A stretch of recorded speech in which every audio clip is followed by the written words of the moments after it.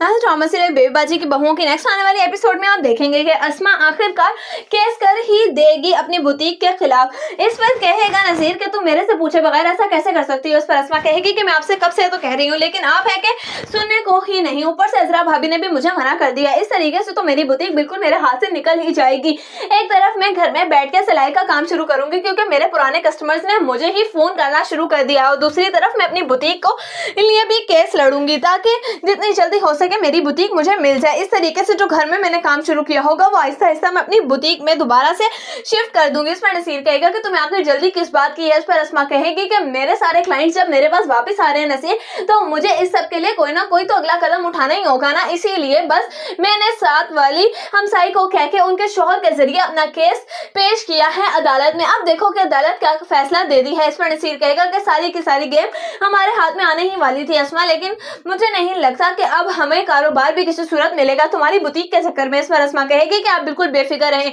हम बुटीक भी लेंगे, कारोबार भी, और वो घर भी उन लुटेरी माँ बेटियों से। इस पर नसीर कहेगा कि तुम क्या कह रही हो। इस पर कहेगी अस्मा कि मैं बिल्कुल ठीक कह रही हूँ, आप बस देखते जाएं, आपको बस मुझ पर भरोसा होना चाहिए। और फिलहाल जो है ना, मैंने घर में ही काम शुरू कर दिया है, इसलिए अब मुझे किसी मेड की ज़रूरत है, क्योंकि मैं काम करूंगी तो जाहिर सी बात है घर को भी तो किसी को देखना होगा ना, क्योंकि फरहत तो खुद अपने ही गम में है। इस पर नसीर कहेगा कि क्या मतलब। इस पर कहेगी अस्मा के फरहत कभी माँ नहीं बन सकती, इसीलिए आजकल तो वो शौक मना रही है। इस पर नसीर कहेगा क्या। इस पर कहेगी फरहत दूसरे सीन में आप देखेंगे अजरा को फ़ोन करेगी और कहेगी कि अजरा भाभी आपको पता है कि कितनी बुरी खबर मिली है मुझे। इस पर अजरा कहेगी कि मुझे लगता है कि रामीन ने कोई ना कोई तो नया चक्कर चलाया ही होगा। अगर तो तुम लोग रामीन के बताए गए डॉक्टर के पास गए हो तो मुझे लगता है कि तुम्हें दोबारा किसी और डॉक्टर को चेक करवा लेना चाहिए, क्योंकि तुम नहीं जानती उस रामीन को, वो बहुत ही ज्यादा शातिर लड़की है।